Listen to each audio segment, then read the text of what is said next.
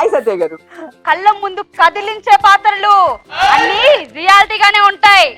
దీపావళి పండుగ వచ్చింది, నాకు గోల్డ్ సైన్ కొనివ్వు. పడిపోయి నవ్వుకుంది అంటే ఏం చెప్తారు? ఏ స్కిట్స్ ఎక్కువ అట్లా ఏంది ఏంటి అంటే చపాతీలు అంటే ఏంటి చెప్పట్లా ఎందుకు కొడుతున్నాడు.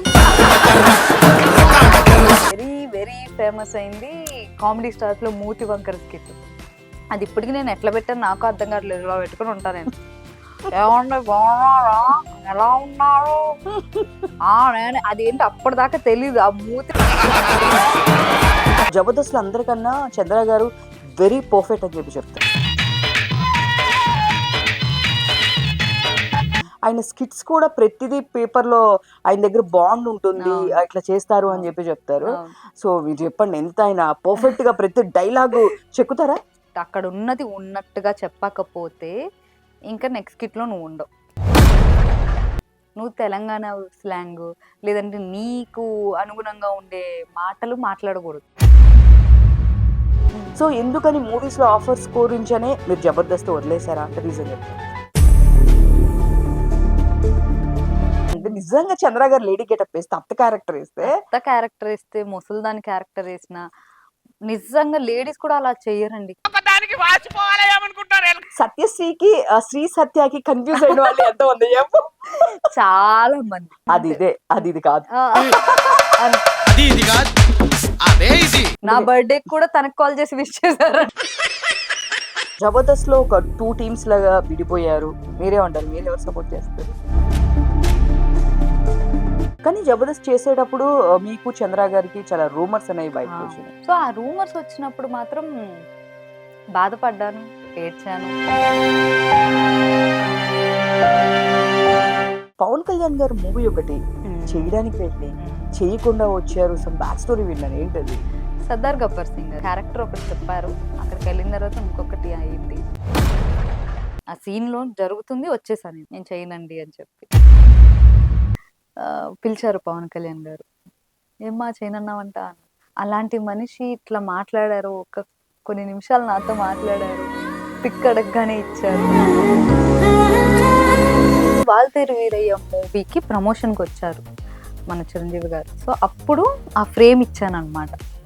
ఇస్తే అసలు ఎంత బాగుందో అని చెప్పి ఆయన చాలా మురిసిపోయారు. ఇలా మా నాన్నగారు రాశారంటే ఇంకా థ్యాంక్స్ చెప్పమని చెప్పారు. అక్కడ ఇంద్రాణి నిలయం అని చూసేసరికి అమ్మ కళ్ళంట నీళ్ళు, చాలా హ్యాపీ ఫీల్ అయింది. కానీ రీసెంట్ గా అమ్మకి ఏదో బ్రెయిన్ లో స్ట్రక్ అయింది, చాలా హెల్త్ ప్రాబ్లమ్ ఫేస్ చేశారు. మీరు కూడా గ్యాప్ అందుకే తీసుకున్నారు. ఏంటి అసలు ఏమైంది ఆల్ ఆఫ్ సడన్?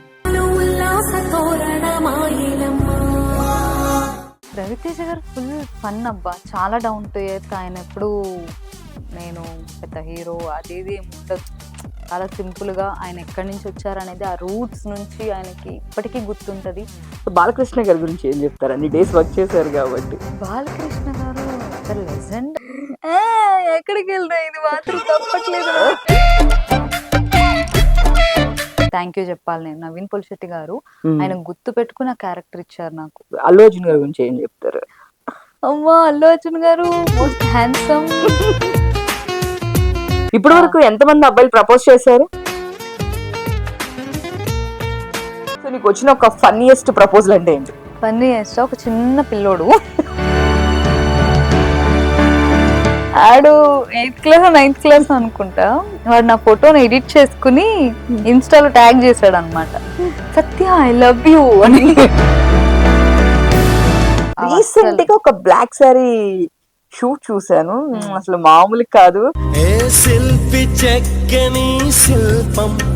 నువ్వు ఇలా ఉంటావా అని చెప్పి నేను ఆ షూట్ చూసాక తెలుసు. అలా అనుకోవాలని. పెద్ద ఇంట్లో పెద్ద అట్లా ఉండాలి అని అనుకుంటారు కదా, పైమ అలా ఉండదు. ఏదున్నా సింపుల్ గా వెళ్ళిపోతుంది.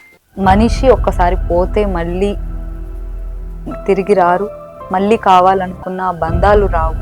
సో బతికున్నప్పుడే ఎవరిని కూడా దూరం చేసుకోవద్దని చెప్తాను నేను. లేదు ఇంకా ఉన్నాయి, దాచాం, చాలా ఉన్నాయి, ఇంకా దాచాం.